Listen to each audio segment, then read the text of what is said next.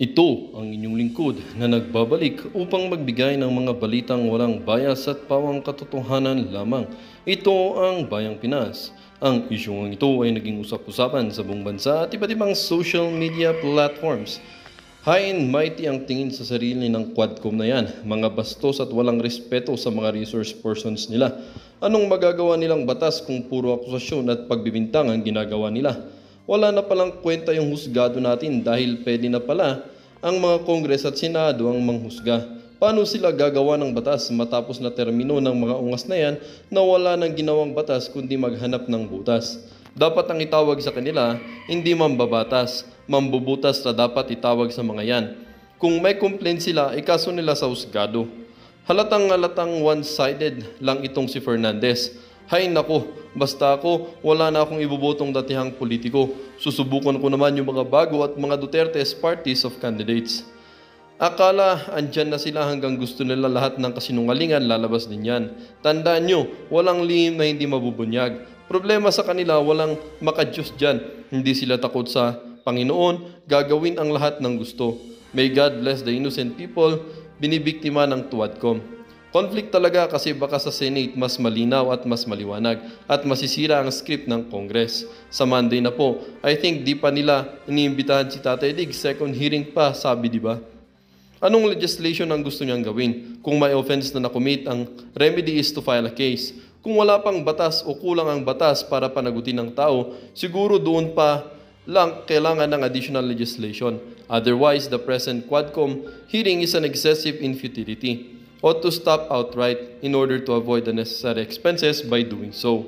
Well, para nga sa kabuang detalye at impormasyon ay panoorin na lamang ang buong video. At salamat na rin sa ating mga solid viewers sa walang sawang pagsuporta. At kung bago naman sa ating channel ay syempre, huwag kakalimutang mag-subscribe, pindutin ang notification bell, piliin ang all upang laging maging updated sa mga balitang bago, totoo at walang bias dito sa channel ng Bayan, ang Bayang Pinas. Huwag din pong kakalimutang mag-iwan ng like at i-share ang ating mga videos.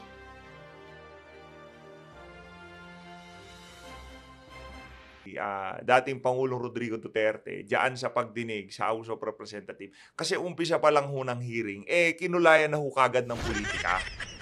Pero kung hindi kinulayan ng politika nitong si Dan Fernandez, nitong si Ace Barbers, wala naman ho tayong magiging problema dyan.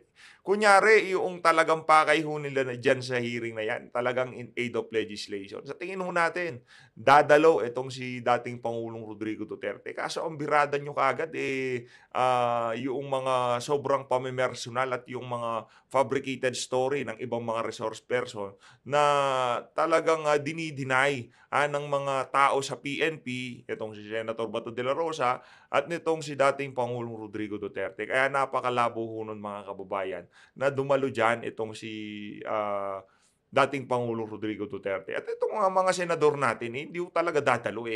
Ang dating parang ano ho yan ginawa ho nilang korte. Hindi naman ho, ang dating di na ho in aid of legislation. In aid of ano na ho, paninira sa mga Duterte at sa mga senador na re-electionist na kaalyado nitong si dating Pangulong Rodrigo Duterte.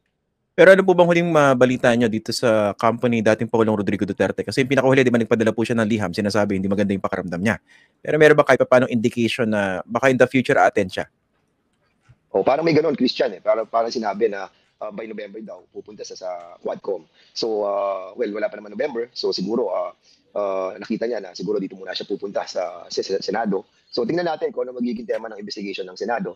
And thereafter, kami naman, ang hearing namin, magano na rin, magno-November na rin So, inaano muna namin, asikaso muna namin yung aming lalawigan, no?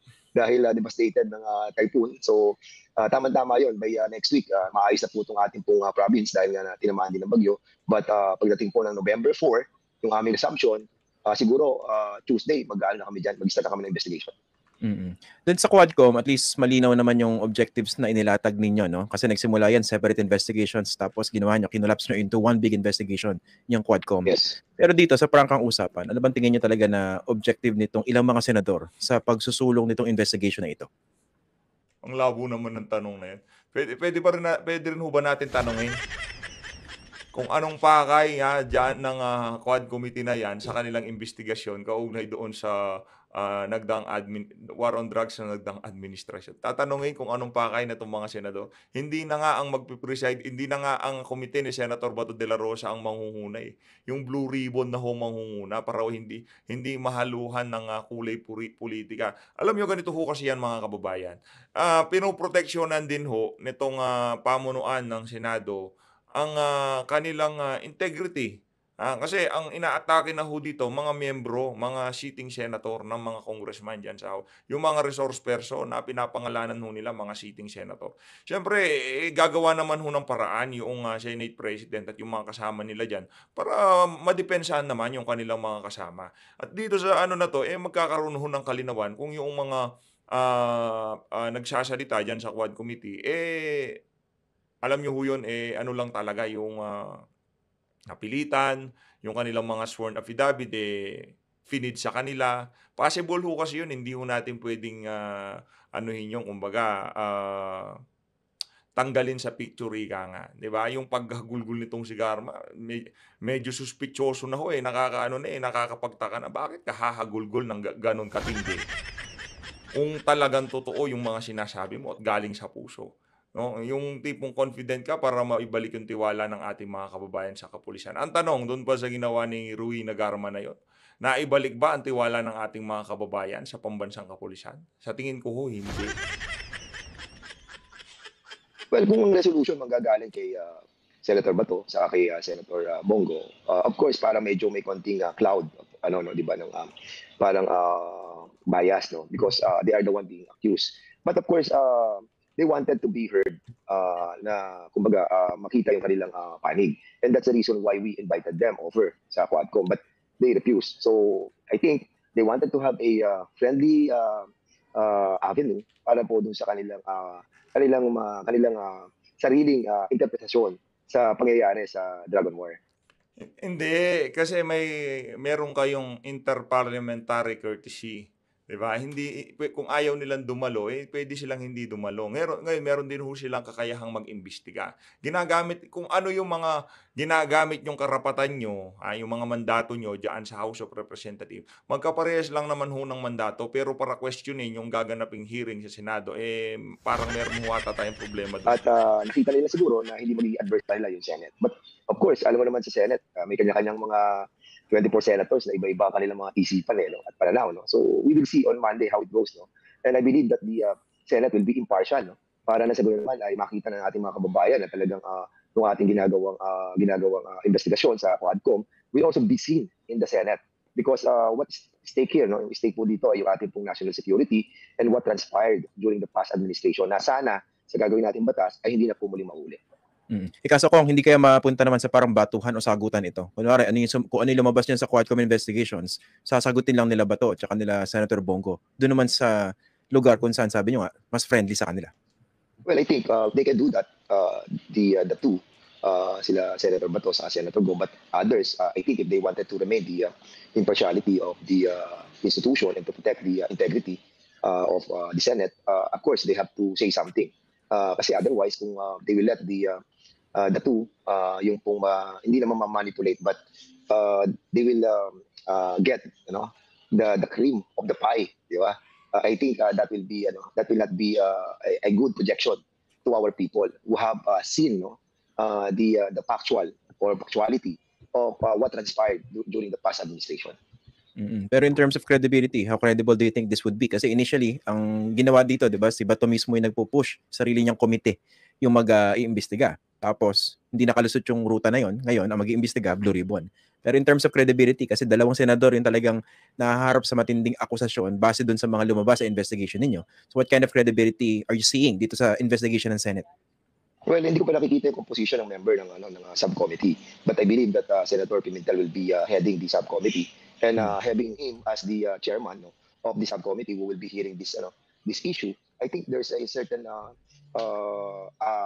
percentage na makikita po natin na magiging impartial at magiging transparent yung kanilang hearing. We hope that the other members who will be part of this investigation will also be transparent, no. But let's give the benefit of the doubt, no, doon sa ating pong Dalawang bagay lang naman ho yan, eh. Pagka yoong, nangyaring hearing, hindi ho pumabor sa kanilang, naratibo diyan sa House of Representative, ibig sabihin, naging bias sila sa Senado. Ngayon, pero sa tingin natin si Coco Pimentel hindi ho niya pahihintulutan mangyari yun, sa pagiging, kumbaga veterano siyang senador, 'di ba? Napakarami niyang experience diyan sa Senado sa handle ng mga ganyang klaseng sitwasyon.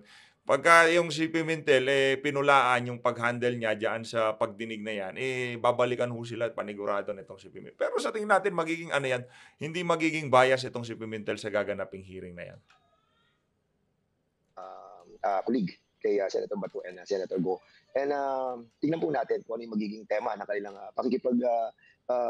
debate or pakikipag-interpolate doon sa mga resource person, especially the former president, no? And I'm pretty sure meron silang gagawing well, hindi naman script, but of course magkakasama sila. Makikita po natin yung kampihan, di ba?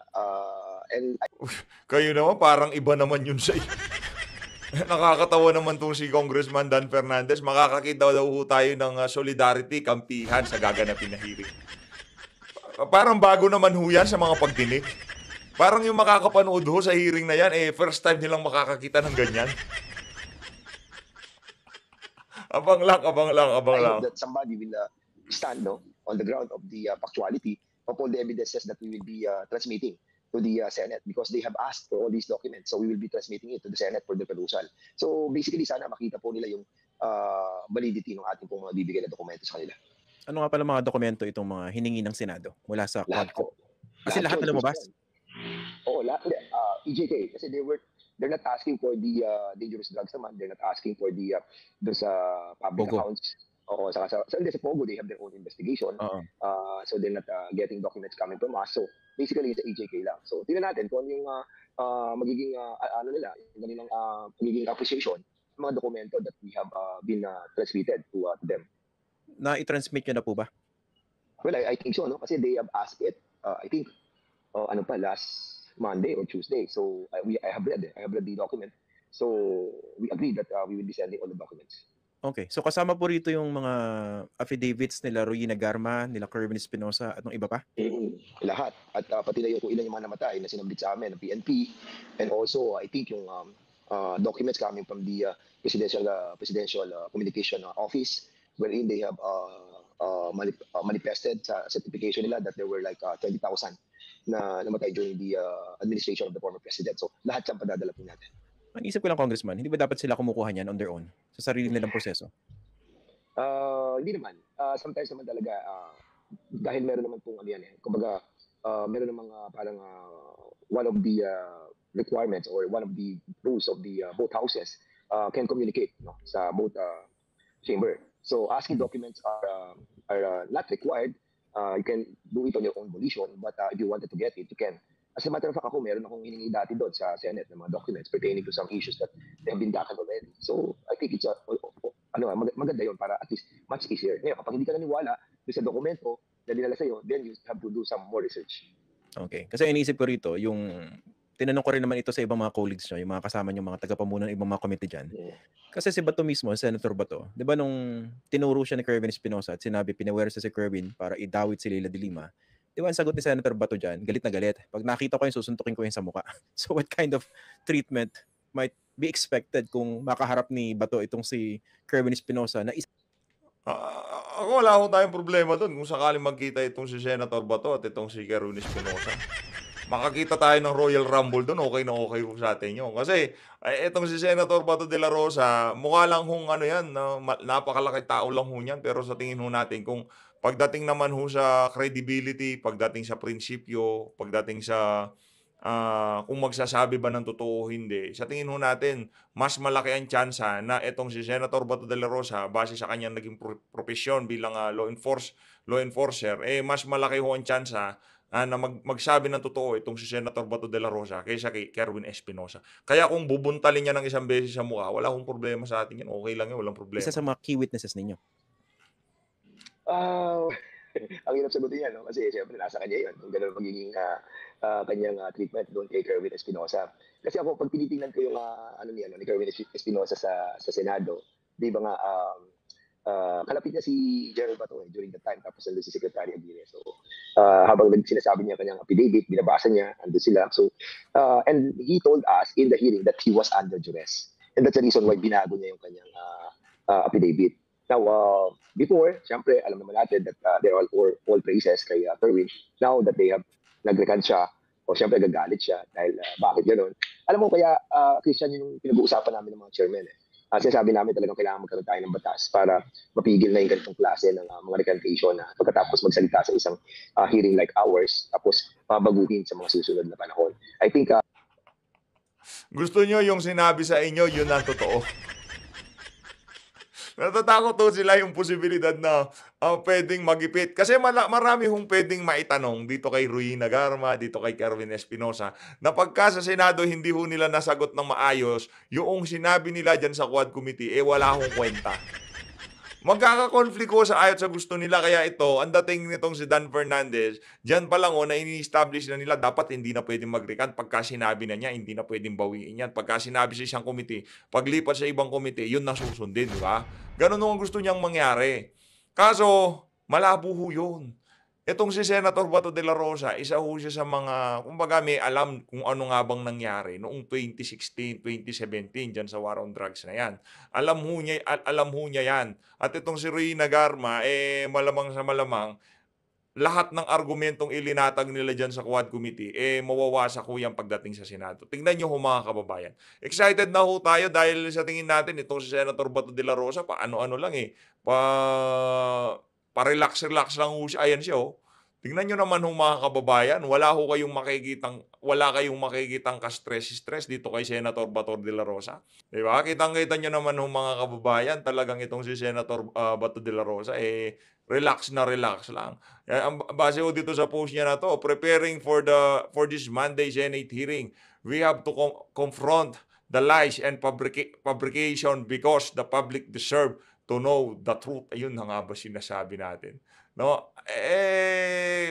Ako naman, kung sino sa dalawa na to ang nagsasabi ng katotohanan, mas lumalamang ho talaga sa akin itong si Senator Ronald Bato de la Rosa. PMAR ho yan, no? Hindi naman, yung pagka-build ho nila dyan sa mga individual na yan, talagang karamihan ng mga lumalabas yan, talagang mapagkakatiwalaan. At base sa karakter at naging galaw nitong si Senator Ronald Bato de la Rosa sa mga nakalipas na panahon, makikita ho natin na talaga mapagkakatiwalaan ho natin. Hindi ho siya ganun katindi pagdating sa mga hearing.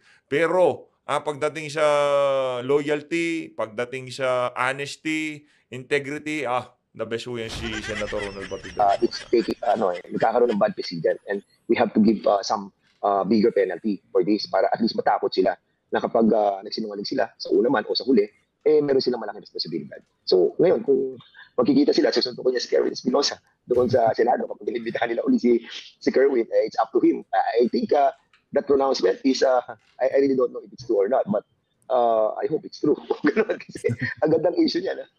Correct. Ako, totoo. Gusto kong buntalin nitong si Senator Ronald Bato de la Rosa, itong si Kerwin Espinosa, para makakita siya ng isa.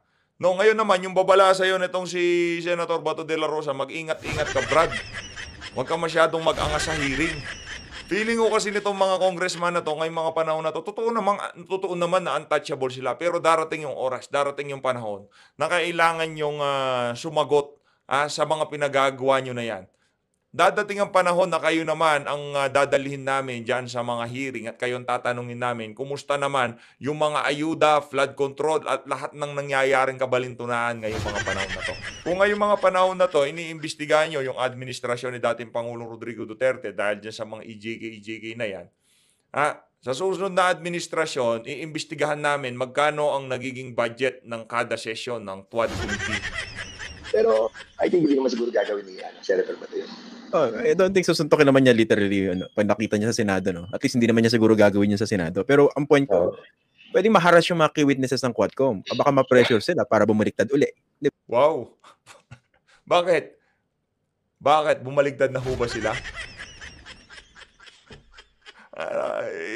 Di ba? Baka bumaligtad sila ulit. Bakit ho ba? Bumaligtad na ho ba sila? From hindi totoo yung EJK, Tapos nung latag ni Garma ulit, totoo na ho ulit. Totoo na yung EJK. Ngayon, ang kinakatakot nitong mga congressman na 'to, pagdating sa Senado baka mag-iba naman ang istorya. Yun talaga ang nangyari kay Garma. Talagang puwede ho nating sabihing na-pressure yung ali, 'no? Talagang nakita ho natin na nanginginig ho siya sa kakaiyak, 'di ba? Kayo rin naman ho, nakita niyo yun. Ngayon, pagdating ho sa Senado, sa tingin ko hindi mangyayari yun. Pero dahil doon sa mga tanong ng mga senador na 'to, ho nila ang tunay na nangyari kung bakit, naging ganyan ang statement ng mga resource person nila diyan sa TUAD 'Di committee. ba? I mean, maraming pwedeng mangyari 'pag napunta sila sa isang hostile environment. Hostile! My That's goodness! very correct. Kaya nga ako ang nakikita ko diyan, talagang kailangan nating may baguhin, eh. Hindi lamang po sa My paggawa ng goodness! Hostile environment. Walang galang sir ginagawa ko lang ng reaction video. Gusto ko lang mag-react dito sa video pero para uhatang may mali. batas, also in the policy or the rules of the house, eh. Kasi may mga ganitong recantation. And kung may mga ganitong recantation, aapektuhan yung yung ating pong well, unang-una yung gagawin mong batas, di ba? Aapektuhan na yun. Kaya let us see, Christian, we'll try to see kung ano yung magiging magandang solusyon pagdating dyan sa mga recantation ng ating mga witnesses. And we hope. And ako, kung magsasalita sila doon tapos babaguhin nila yun, well, I think magiging ano yan, hindi favorable sa kanila, eh. Why? Kasi alam naman ng tao na yung mga sinasabi nila isa mo totoo. Kasi ang dami natin nababalitaan sa mga extra judicial killings na nangyari. Maraming pinatay. Factual nga, eh. Facts yun, eh. Di ba? Nakita natin, eh. Tapos, hindi lang nababalidate dahil nga po walang nagsasalita sa isang congressional hearing like ours. Now na may nagsalita na, mas lalo tayong naniwala. Problema ko kasi sinisi niyo lahat ng mga nagurgur nung nagdaang administration kay Tatay Digong, eh. Hindi lang naman ho sila, pati yung mga mismong malalaking durugista, mga pinuno nila, sila hong nagpapagurgur, eh. Pati yung mga kapitbahay na nagsundutan, nag-away na kapitbahay, ilinagay nila bilang lahat ho, itinotal ho nila lahat ng nasawi. Kahit ano pa yan, pati yata ho ata yung mga nasagasaan sa karsada. Ilinista ho nila doon sa listahan na yon. Kaya nakakalungkot lang isipin na talagang harap-harapan ho ang ginagawang panluloko sa ating mga kababayan diyan sa TUAD committee na yan. Dati, bali-balita. Dati, mga chismis. But this time, it was validated by the affidavit of Garma. And it was, corroborating doon sa mga PDLs na pinatay doon sa Davao. At corroborated din ni Warden Padilla at ni Jimmy Fortaleza. O, di ba? So, yung mga yun, nagdiduktong-duktong. And now, may nagsalita si Garma. At ngayon, ino-confirm din ni Leonardo na meron din talagang reward system. So, ngayon, kung babalik din nila yun, well, it's up to them. Pero I think it will be hard for the people to believe it anyway. O nga, speaking of your key witnesses, kasi talagang isang matinding breakthrough dito. At marami yun, no? Yung kay Colonel Ruy Negarma. Who would have thought na siya mismo kakanta? At ituturo si mismo Rodrigo Duterte at saka si Bongo dun sa reward system. Ang tanong ko, Yes. Congressman, paano kung, let's say, iharas itong si Garma sa Senado, i-detain, along with some other key witnesses that you have. So, ano mangyayari doon sa sariling investigation ng Quadcom na hindi pa naman tapos? Well, unang-una, hindi naman nila pwedeng, pag sila nila in contempt si Garma, hindi naman mag-take effect yun na i-take nila yung custody ni GM Garma. Still under, pa rin namin siya, under jurisdiction namin kasi we cited in contempt at hindi pa namin nililip yung contempt. So basically, kung i-contact nila yun sa Monday, well, hindi rin sa kanila pupunta si Garma sa amin pa rin. After serving the contempt, then saka lang, pwede ilipat sa kanila. Pinag-aagawan si Garma. Ay, nakonto ko, ibang klase ho talaga to. Kumpiyansa sila, okay lang, magbaliktad yan si Garma. Pagbalik niya sa House of Representatives, babaliktad na naman siya ulit. Mahaba-haba pa ho itong laban na to. Mahaba-haba pa ho to, yun ang sigurado. Mahaba-haba pa to. Okay. Pero kagabi kausap ko po si Congressman Benny Abante. Ang sabi niya, baka raw pakawala na yung dalawa, sina Colonel Garma at saka Leonardo. Well, actually, yun ang pinag-usapan namin kasi they're telling the truth and already. And I think kung talagang we have seen that they have already manifested through their affidavit the truthfulness of their testimony. There's no reason for us not to release them. And yun yung napag-usapan namin. Sabi ko nga, nag-manifest na ako doon na na natin sila, i-release na natin sila. And nagkaroon lang ng konting pagkatalo. And we suspended our hearing and we talked about it and we decided to defer it. And then we will be asking yung mas maraming member ng aming committee para to decide on the yung fate po ng dalawa. Okay. Speaking of Colonel Garma, so kinausap daw siya ni dating Pangulong Rodrigo Duterte pagkatapos siyang umamin sa Quadcom. Paano po ba nakarating sa inyo yung information na ito? Yun, yung nagtanong kasi si Franz Castro, si congressman, kung may mga tumatawag sa kanya. So, sumagot siya na meron. Sino? Si, ano nga daw, makamag-anak, tapos former president. Ano na pag-usapan? Siya na pag-usapan yung tungkol dun sa, yung kay Leonardo, tapos yung sa iglesia na nilinis niya. Sinabi nga ni Garma na kaya naman iglesia dahil nga, maayos ang mga iglesia ni Cristo pagdating po dun sa paghawak ng mga pera. Kaya nga, I told the mga members namin na nag-suspend kami that we have to separate yung issue ng religion ni Leonardo doon sa kanyang personal things that he had done o sa kanyang position as a Hindi, nakita nyo na yung nakita nyo na yung affidavit, pero pinadiretso nyo pa rin. Yun ang problema doon. Napaso kayo sa iglesia. Napaso sila sa iglesia ni Cristo kasi ang daming umalma, maging itong si dating Pangulo Rodrigo Duterte, ililinaw niya, kaya lang naman siya naghahanap ng INC dahil mapagkakatiwalaan ho sila pagdating sa pera. Police officer. Kasi unfair doon sa INC. Alam mo, minsan marami tayong mga kaibigan ng mga INC at nadadrag yung kanilang pangalan dito sa usapin ito. Napaso ho si Dan Fernandez. The INC anymore dahil nga po I think it's unfair na to drag the whole of the INC in this issue wherein hindi naman po sila kasama. Nagkataon lang, yun po yung religion ni Leonardo. Kaya ako nga, personally, sabi ko nga, may tayo ng pasensya sa INC kung nadadrag yung kanilang pangalan dito. But of course, sometimes ang ating mga members, you cannot stop them on attaching yung INC dun sa pinag-uusapan. But I'm trying to tell them to refrain from doing that. Kasi separate ang religion sa state. Okay, pero yung Diyan sa issue na yan, separate ang religion sa state.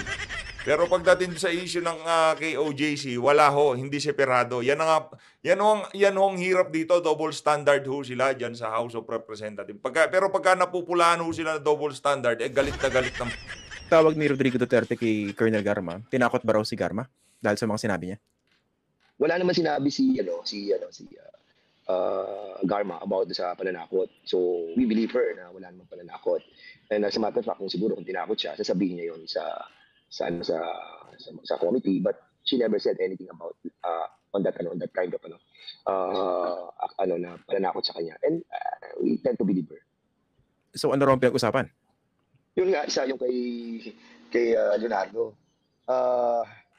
Pero may mga bagay pa rin siyang mga sinabi na hindi na sa hearing. But of course, Christian, sometimes meron tayo mga bagay na hindi natin masabi kung wala tayong liberty to tell the issue that was discussed sa amin. Siguro in the right time, we will be discussing it as well.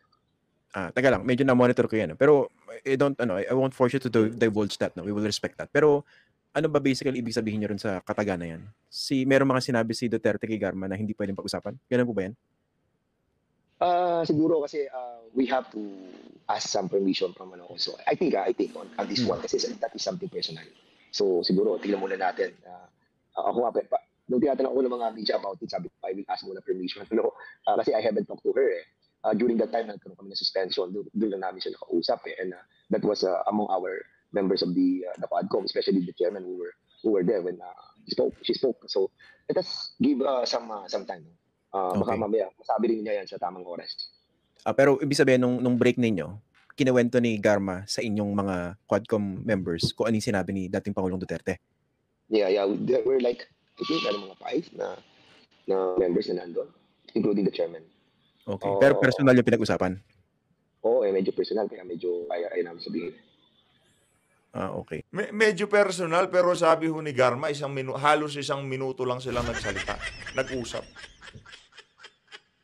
Ano na naman ho kaya mga kasinungalingan tatahiin nila kaugnay doon sa nangyaring pag-uusap nitong si Rina Garma at nitong si dating Pangulo Rodrigo Duterte?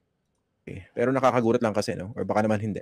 Kasi nung bago nagsalita si Colonel Garma, 'di ba, bago umamin sa inyo, 'di ba, talagang siya, she was very adamant na, 'di ba, tinatanong niyo siya at ng ibang mga congressmen, ano ba yung relasyon niya dito kay dating Pangulong Duterte? Gaano ba sila ka-close? Bakit nag-retire siya na maaga?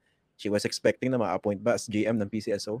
'Di ba? Yan ang naging takbo naging direction ng pagtatanong niyo, 'di ba? Yes, yes, yes.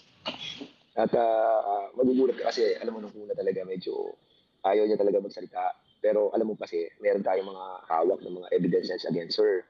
And most likely, siguro talagang na ano na rin siya na caught na against the wall. So she needs to speak, no? And ako din nakikita ko sometimes talaga yung